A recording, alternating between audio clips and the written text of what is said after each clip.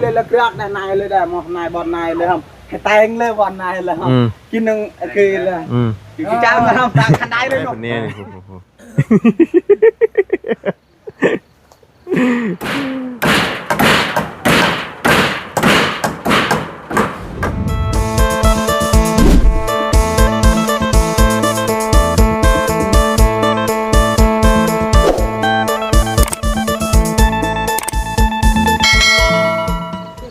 เอาพี่น้องกันเนาะปั๊บมานี่สิเล่อะไรพี่น้องเลยเนาะ2 คนอาเจียงกับอาซอนพี่น้องกันเนาะกำลังมุงกระตุบอยู่เนาะเดี๋ยวแผ่นสุดท้ายจะมันจะพออยู่บ่วุ่นเนาะซื้อมาจากแผ่นพี่น้องเลยเนาะเอาต่อกันอีกก่อนอื่นกับสบายดีและสวัสดีพี่น้องกันเบิดสุขุสุขคนเด้อพี่น้องกันเนาะภาพบรรยากาศมื้อนี้โอ้ยพี่น้องเลยลมอยู่แต่ว่ากะบ่มีอันว่าอากาศแบบเย็นอันนั้นปานใดเนาะถือว่าใส่เสื้อกันชั้นได้สบายมื้อนี้เนาะปากกับพอดีกำลังเริ่มแตกแน่น้อยนึงเนาะเอาเนาะมาเบิ่งน้ำกันเป็นยังไงพี่น้องเอ้ยบาทนี่หลังจากมุงขึ้นแล้วสวยงามอยู่บ่โอ้ดูพี่น้องเอ้ยมืดครึ้มครับเรื่องนั่นแหละเป็นได้บาทนี่เรื่องนั่นแหละตื่นเปล่าไม่แตกเถียงกันได้บาทนี่ได้เวลาเพิ่นเถียงกันได้โอ้โหวันนี้นี่พี่น้องเนาะเบิ่งก่อน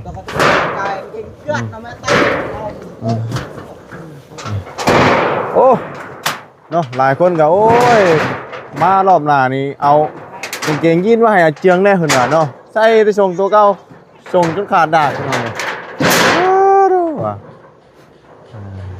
กับสุดทหารแล้วนี่เนาะสบายดีเนาะเอาเฮ็ดเลยเดี๋ยวแผ่นสุดท้ายป่ะเอาคือสิตีทั้งนี้ก่อนเอาบอกฮะขาดแผ่นหนึ่งบ่สอนขาดแผ่นหนึ่งนี่นะมาหมดแล้วคือบ่ตอกทั้งนั้นแล้วอันนี้ก็เท่าเอาแผ่นนั้นมาพุ่นตี้ต่างตอกใส่บ่มันยากเขาตอกนี่ก่อนตอกท้ายก่อนมันสปอยเดียวก็ตกแหละมันสปอยเดียวก็ตกมันใช่ตัวนี้ก็เฮาไปนั่งอยู่พี่อีกบ่มันยากเลยนี่เฮาตอกตัวนี้ก่อนเฮาจึงตอกตัวนี้สบายลงเลยแม่นบ่สูตรทั้งไผทั้งมันเนาะพี่น้องเอ้ยเอาตามเพิ่นนั่นแหละเนาะเฮาบ่ได้สร้างเนาะแม่นพุ่นน่ะนี่นึงตายเลยเอาเนาะแผ่นสุดท้ายแล้วจวดจ้าเลย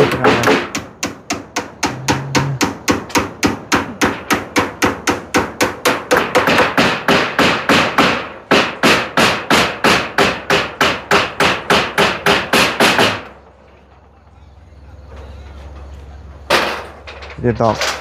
อันนี้เราก็มันลงมาเลยเดี๋ยวแผ่นหนึ่งทั้งเบิร์ดมันจักแผ่นน่ะฮะจักแผ่นสอน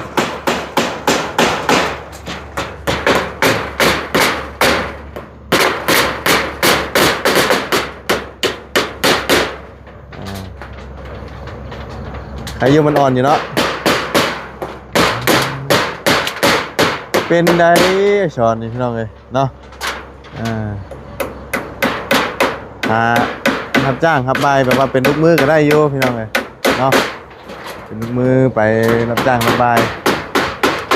พอได้กินได้ยำอยู่ได้อยู่เอาขยันเนาะทำกิจกรรมขึ้นก่อนเพื่อให้มันง่ายเพิ่นว่าเนาะข่าวว่ามันมุ่งยากเพิ่นว่าเอากะเมียนบอกเป็นจังไดเนาะตามเพิ่นว่าหรอกวะเนาะลงตรงนี้เสร็จชิ้นภารกิจสมบูรณ์เนาะการมุ่งเดืออีกแผ่นหนึ่งเดี๋ยวให้บาเชียงเพิ่นแหละซื้อมาเนาะเพราะว่าให้มันเป็นอะไรงบทางบาเชียงเลยพี่น้องเฮ็ดซื้ออันเฮ็ดกระตุกนี่เนาะมันจังเงินงบตัวน้ำมันบนกับที่ไว้สมทบอย่างอื่นอันนั้นเพื่อนเพื่อนลูกชานเพื่อนพี่น้องเนาะตอนนี้มันยังนี่อยู่เลยเริ่มดำเนินการตัวนี้เนาะพอ อใหม่ต่อขอบตาท่านได้มาหรือว่าสมทบค่าชงค่าสร้างกันแล้วพี่น้องเลยวันตรงนี้ค่าสร้างจักอะไรเด้อค่าสร้างนะ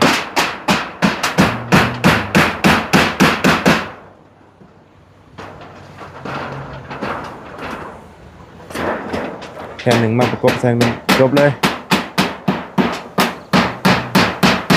โอ้เป็นรูปเป็นร่างอยู่แล้วล่ะพี่น้องในบ้านนี้เนาะโอ้ดูเรียบร้อย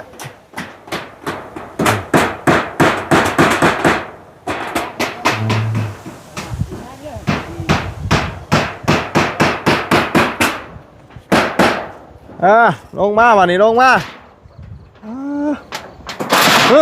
โอ้บาดเขานั่นเด้ต่ำรถกินนี่เนาะโอ้ยช่วงก็แตกมีเลยปวดเลยช่วงงอรถละอันแต่ช่วงนี่ไหนบ่พอบ่ละรถละแต่หน่อยตอกำมือตอกอันด้วยแต่ช่วงตัวเบอร์หนึ่งแพงเชื่อเบอร์หนึ่งเบอร์มันห้างนะนี่ไงฮะช่วงเลยบ่ไปเลยห้างคนใดเนี่ยมันก็ตอนนี้เจ้าสงสัยหนึ่งตานนั้นเปียหนุ่มรับเยอะยังสีพูดแหละอันตอนเปียตอนเยอะแต่เปียเนี่ยเปียยิ่งต่างเปียเนี่ยเลยเดียวได้เขาชอบได้เลยเหรอได้เขาชอบสอนด้วย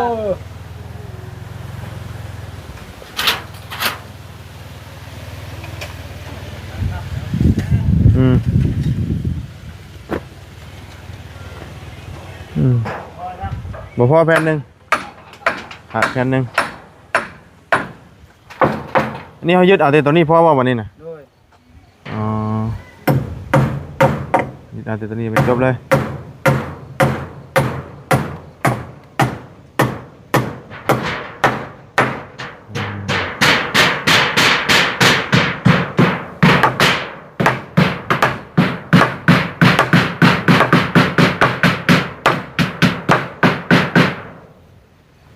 เราไงมีแต่เอาแป้นมาแล้วก็ตอกแค่เลยบัดนี้เนาะ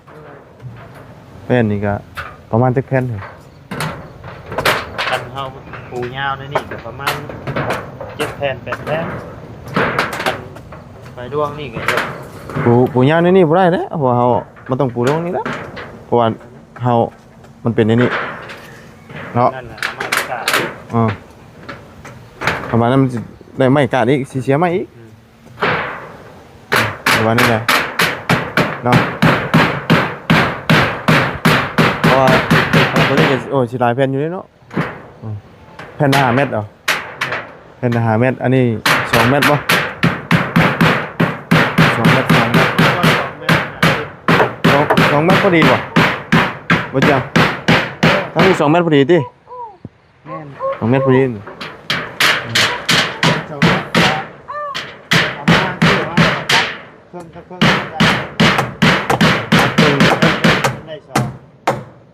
แผ่นหนึ่งได้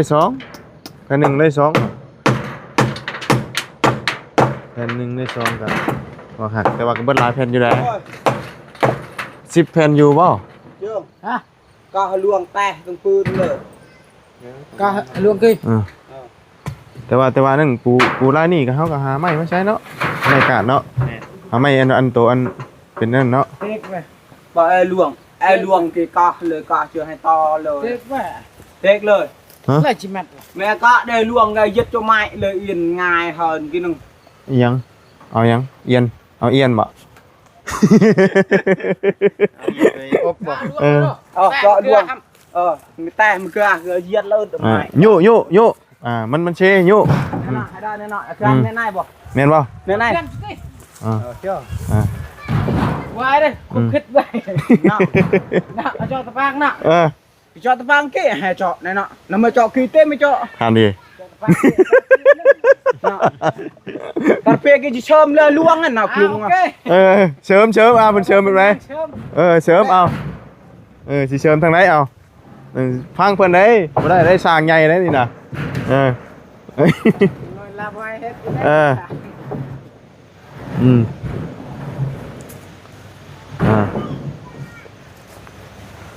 เจ้าชิด เจาะในในจุดที่เลยในแกเสริมมันลวงกันทำ เสริมลวงกันตัวเดือดปางมันโยงตัวกินคนไหนเนี่ยเบะเนี่ยตุ้มเบะหมดเงือลึกต้องพูดแล้วมันเสริมหรือเกี้ยก็บ่าย เสริมบ่เสริม น้ำมาเสียงเลยมันสิพ่อบ่ จับเนี่ยเอาสิตัด มันสิพ่อบ่ ตอกมึงนั่นก้อนตัดเนาะตาคันใดเลยตาคันใดเลยแล้วเกลือกได้นายเลยได้หมดนายบอลนายเลยครับให้แตงเลยบอลนายเลยครับกินหนึ่งคือเลยกินจ้ามาทำตาคันใดเลยเนาะเนาะไอ้เด็กนี่ว่าเตือลวงนายอันตาคันใดเช็คสิเช็คเนี่ยเนาะก็ไม่เช็คอันนี้เช็คเนี่ยเนาะเอานี่ได้ ตาบนคันใดบนตัว ดีเด้อ กินได้คันใดบนตัวเปี้ยน้ำมันเหรอกินแน่ไหนเปี้ยเด็กมาไล่มาเด็ก เฮ็ดได้บ่ เจ้า นะ ถูกหลวงไหนหลวง มองนั่นทางขึ้นกายทางนั้นเพิ่นว่าเจ้าโน่ ตอนนี้เฮ็ดได้ตอนนี้ ทำไมตาช่วงป้าเลือกนั่นนะมันตาช่วงตาช่วยนะตาช่วงป้าเลือกปะนี่ทางเขาแม่นทางเขาเนาะก็ตอกออกซ้ำนี่ก็สบายเลยเนาะ ซ้ำนี่ก็เข้าได้นี่แก นี่พอดีคำจากช่องไม้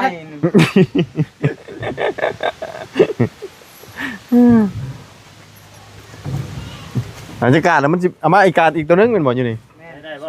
เบิ่งบินหาลายกันเด้อบินหาลายกันเอาให้มันซึ้งมันเงียงนี่เขากัดเงือกขึ้นอีกทางนี้เนาะ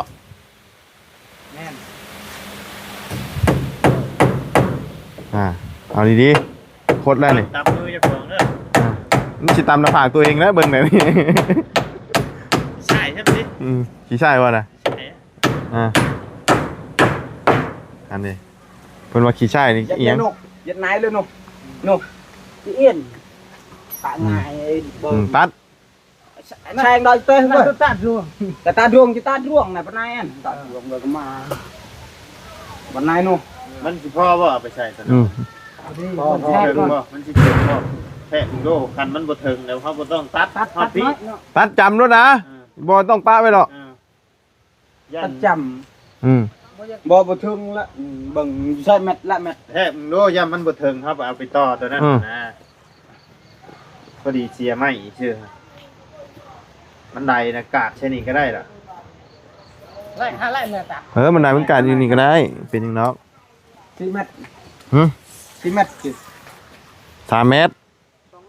2.5 2.5 2เม็ดพอดีกับตัวนี้เลยอันเรืออีก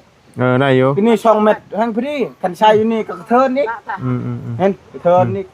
แทกเบิ่งแล้วบ่ตัวนี้ไม้นี่5เม็ดเด้2เม็ดบ่ไม้นี่5เม็ดเด้อันนี้เด้นี่2เม็ด2เม็ดพอดีเลย2เม็ดเลยเป็นบ่เด้2เม็ด10 2เม็ด10โอเคได้อยู่2เม็ด5ได้อยู่เนื้อ40เซนได้อยู่จัดการเด้อ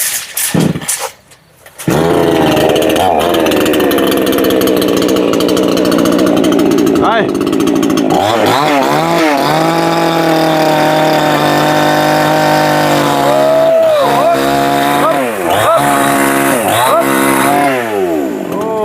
ไวเนาะใครก็เอาอันนั้นตัดวันเนาะนี่บ่เฮ็ดคันใดงั้นบ่ดีเลยอันไหนอันเกิดเจาะวันไหนให้ลิๆแล้วกันน่ะจะต้องไอ้แบ่งใช้น้ำให้มันพอดีเลยมองตาห้างบ่ตาห้างตาเนี่ยน่ะก็เริ่มเว้ยก็เนาะแม่เบิ้นห้างแม่เบิ้นไทยตัวไหนบ่ไหนไทยบ่ไหนแม่เบิ้นไทยช่วยต่อไอ้ตัวเกินกันนะเกินกันเนี่ยนายเกินมวยตาตะเบาต้องพังเพิ่นได้สร้างใหญ่ได้บ่ได้ได้อันตาตะโปก็คือแบบอัตปูมันตอกมานี่เร่มาไหนลูกเร่มาไหนหางครับเล่นไปทำไมเร่มาไหนหางไงเช็คลีกับนายเลยลีกับนายเลยเชื่อเร่เนี่ยคิดบอลนายเลยทำไงยิงไปคิดบอลนายกีตาบันไดเลยกีเต้ดีเลยอันนี้อีกหนึ่งได้ป่ะมองนี่ได้ค่ะวันนั้นมันมุดตัดเลยมั้ยโอเคชอนมุดตัดเยอะตัดเลยเอาเช็คๆไว้ปนายๆไว้ไอ้มักปูไม่ตาย เกลือกำเกลือแล้วมาตามไม่ใช่เนอะกินน้ำตาตอกยายานะโปมือละยาโปมือได้บ่แล้วกดซ้ำเนาะเข้าไหม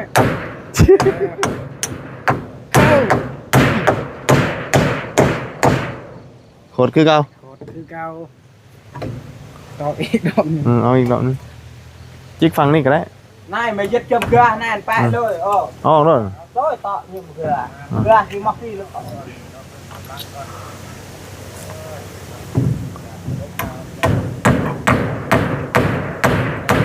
โอ้ยเอามือออกไหมได้มาร่วมหน่อยโอ้เก่งนะอาชอนนี่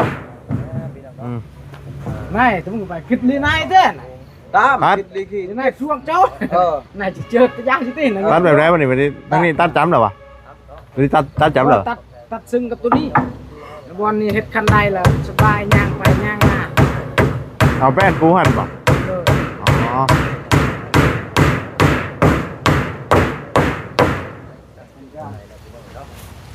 ว่าไงจะเอาแป้นปูหั่นเอากันไดการทันอีก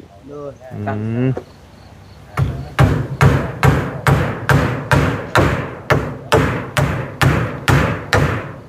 ังเบี้ยวรอมือเบี้ยวว่าหรือว่าตกเบี้ยวมือเบี้ยว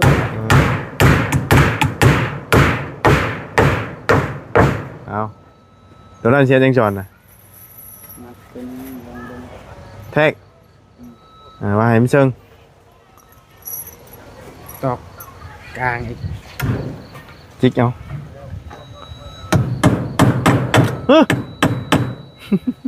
ตอกเบี้ยว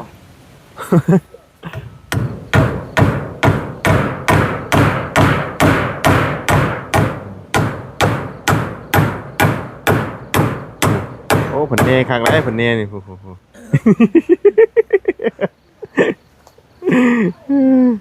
นักวิจัยได้นะ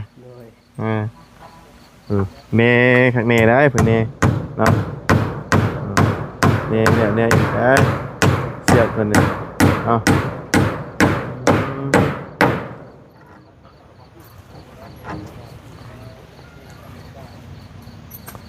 อยู่เบื้องนี้เบิ่ง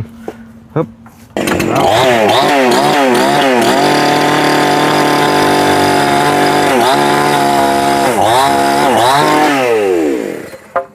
เรียบร้อย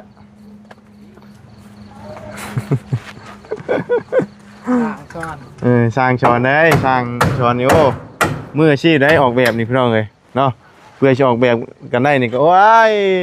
ชี้ทั้งนั้นทั้งนี้อยู่โอ้ตอกมั้งต้นเชือกกันได้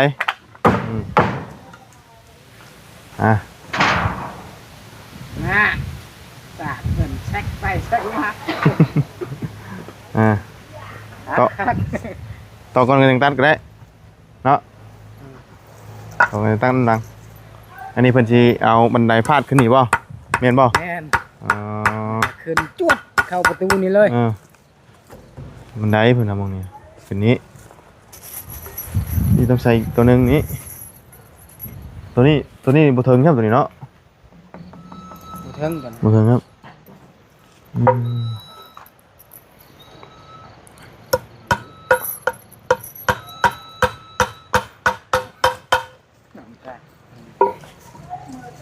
เด้ซึ่งทำไมวะสบายกันนะเรน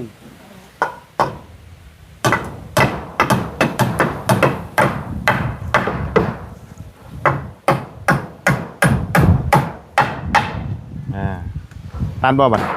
ตัดบ่บันตัดก็ได้ใช้ตัดก็ได้แบบนี้เลยชิป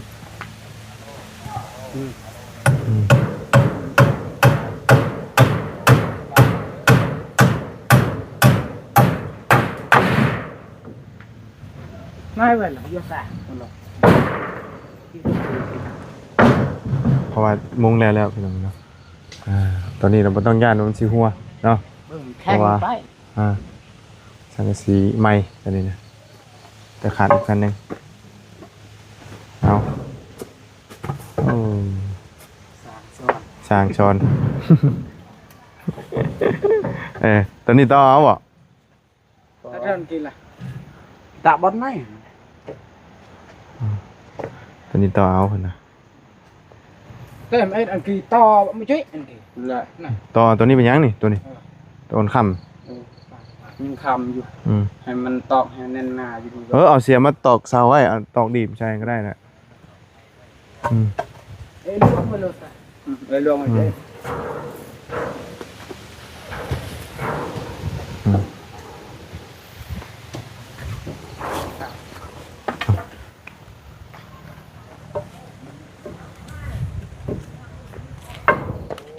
วันเวลานี่เนาะบ่ได้ เลื ร อ อ ด ขาเป็นจังซี่ คนเฮาก็คือกันเนาะ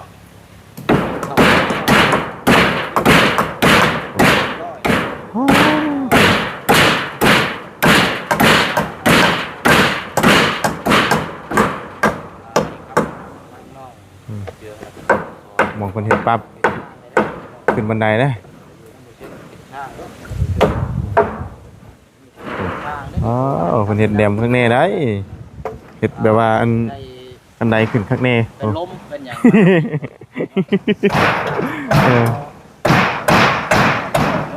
เห็ดข้างในแล้วเห็ดให้เพื่อนเพื่อนนะเนาะเนาะซอน ชัวเปียต่อบอลกี้เลย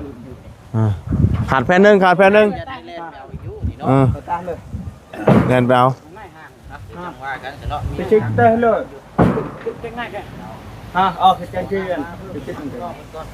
ตัดลีกับกี้เลยตัดช่วยบอกตามเลยห้างลึกได้ช้อนนะห้างตัวละ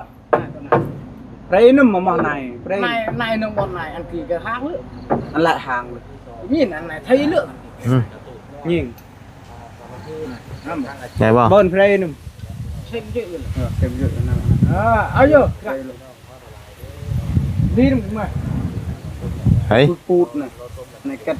เก่งเอาลีกับตาตาเจ้าแต่เฮาบึงแยกกันเมื่อยง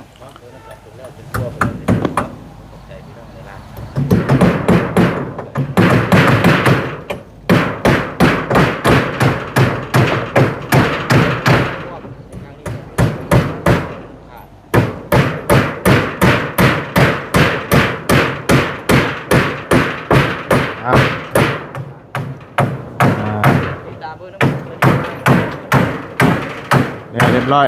เนาะใส่ยายตรงบอกเดินตรงบอกโอ้เสียงจังสีต่ำถึงเนาะ โอ้สบายดีช่างเด้อช่างช่าง ดีสบายดี โอ้ชอน เจ้ายาเอาเองเราเลยสร้างชน น้อยบ่ได้หรอกใจเย็นนี่ได้อย่าห้ามนะ เราออกแบบมาได้น่ะ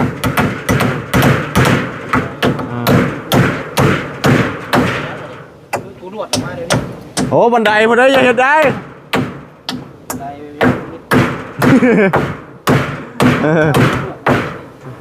อันนั้นสร้างชนได้ออกแบบนั่น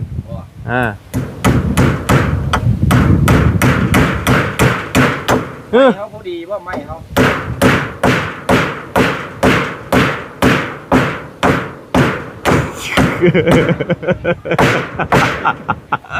โอ้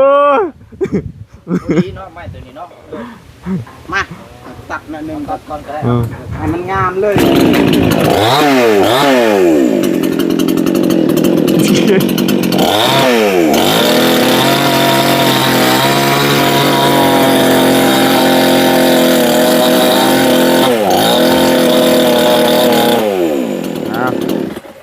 แล้ว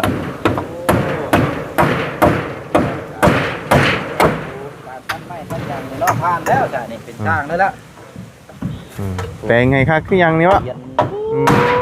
ดีแต่ผมมีกระดาษทรายเนาะ เงี้ยไปเงี้ย โอ้ยสำนักก็ได้เลยฮะ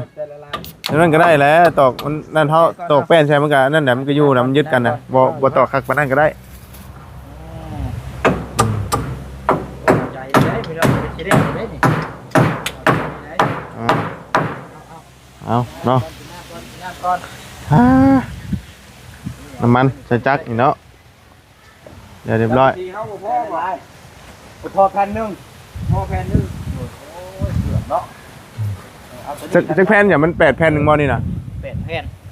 มันต้องเก้า โอ้น้ำเก้าพอดีนี่เนาะ ทีใหม่เนาะ น้ำเก้าพอดีเด้อดีเก้าแผ่น ทีใหม่จังว่าได้เก้าจักคือมื้อนี้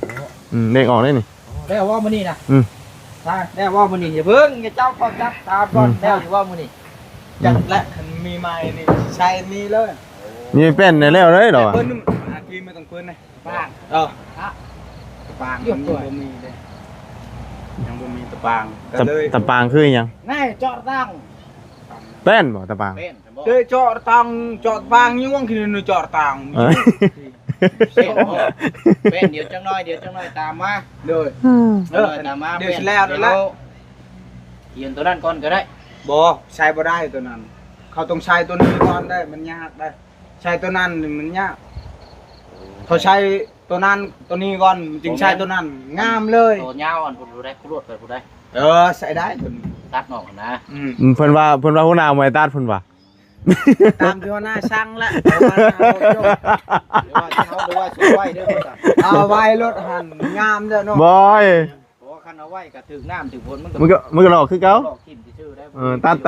ตัดออกแล้ว ตัดเดี๋ยวค่อยสิตัดจริงหน่อย แป้นแป้นนั่นบ่ ตัดเบิดนะ ตัดไปเลยรถเอามาไว้ตัวเติมอย่างอื่นซะ เดี๋ยวค่อยสิตัด อ่า ตอกในก่อนเด้อเจิงมัด เก่าก็ดีเนาะทางเนี่ยดีนี่ต่อไปพูดอีกแล้วเนาะ เอาเนาะลมไวๆมาแล้ววันนี้เริ่มมันนั่นนี่ เอาพาเขาด้วยบ่หรือว่ารอบปูแป้นก่อนได้ ต้องปูก่อนได้ปะ โปแป้นก่อนแล้ว แป้นก่อนนะ มันบ่ ตอกนี่ชนะแล้วก่อน ไปๆซะพี่น้องเอ้ยเนาะมีแต่บ่บุญก็สิขอจบคลิปไว้เพียงเท่านี้ก่อนเนาะพบเจอกันใหม่อีกพี่น้องกันเนาะงามแล้วสร้างชอนเฮ็ดเนาะ